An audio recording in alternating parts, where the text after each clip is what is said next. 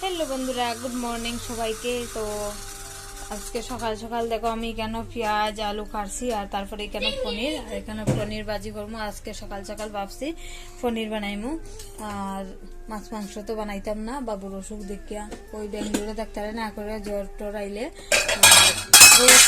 Sorry ও মাছ মাংস খাওয়াইতাম না, এটা লাগে আজকে সকাল সকাল হইতিয়া পনির আনাইছি বাবুরে দিয়া। তো পনিরকে ভাজি করবো, এখন পনির তো হয়ে রান্নু। আর রাত্রে করে ডাইল আছে, ডাইল আর কিছু ভাজি করবো। ভাবছি আমি আজকে পেঁয়াজ দিয়ে পকোড়া বানাই, মুখেলি পেঁয়াজের পকোড়া বানাইছি না বহুত দিন দিয়ে। আমি আজকে পেঁয়াজের পকোড়া বানাই। বাবু ফোনটা ফ্যানটা বন্ধ করেছেন।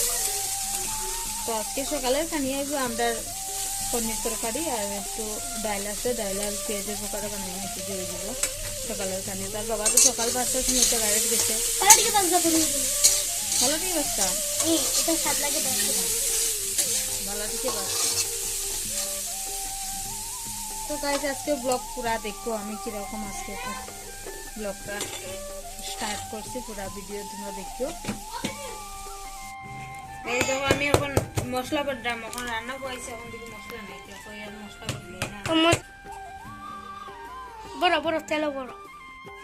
তো বন্ধুরা দেখো আমি পেঁয়াজ পকোড়া বানাইছি আর পনির ভাজি করছি, পেঁয়াজ কাটে রাখছি তরকারি বানাইবার লাগিয়া, আলু কাটতেছি এদিকে। তো বন্ধুরা দেখো তরকারি আলু তো ফ্রাই হয়ে গেছে। আর এদিকে বানাইছি আমি করলা ভাজা, করলা ভাজি বানাইছি আর পনির তরকারি। আমার আলু ফ্রাই হয়ে গেছে, এখন আমি রেডি দেবো। ওইখানে তরকারি ঝুল দিলাইছি আমি এক কড়াই দিয়েছি, পাতলা করে ঝুল বানাই, গাড়া আলুর ঝুল ভালো হয় না, তারপর তাদেরকে আমি পাতলা করে ঝুল বানাই। তো বন্ধুরা সকাল উঠলে ঘরের কাজ সকাল সকাল শেষ হয়, এদিকে তো আমার রান্নার কাজ শেষ, পাকড়ের কাজ শেষ। আমি ঘর ঝাড়ু লাগাইবো, ঘর ঝাড়ু লাগাইবার বাকি রয়েছে। আর আজকে তো মামারে স্নান করে, মামা 3 দিন হয়ে গিয়ে 2 দিন হইতেছে স্নান করছে না, কলে শরীর ভালো না দেখি, আর ঠান্ডা ঠান্ডা দিন দিকে স্নান করাই না। আর বাবু 2 দিন হয়ে গেছে স্নান করছে না, বাবুরও স্নান করাইনি, বাবুরও শরীর ভালো না। তুই ফটো না এখনো বই দিছস, তুই খেলে এনে বই কে খার বাসায় রে? হ্যাঁ বই ভাইয়া আমি পরীক্ষা হাতে পর একটু পরেও না গড় মুচা দেবো, তারপরে মামারে স্নান করাইমু।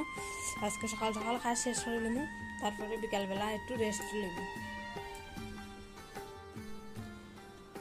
বন্ধুরা সকাল থেকে কাজ করতে করতে সব কাজ আটাইয়া মামারে স্নান টান করাইয়া আমি ঠাকুর পূজা দিয়া স্নান করিয়া মামারও খাওয়াইলিছি।